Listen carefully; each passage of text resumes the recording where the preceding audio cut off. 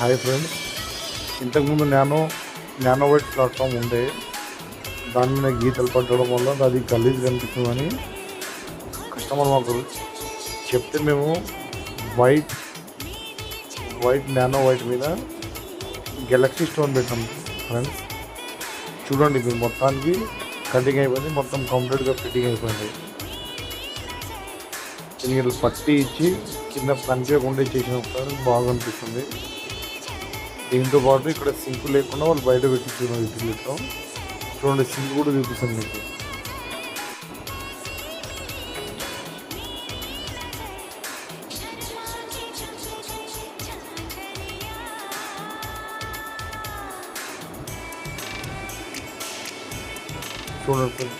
చూడండి ఫ్రెండ్స్, బయట సింక్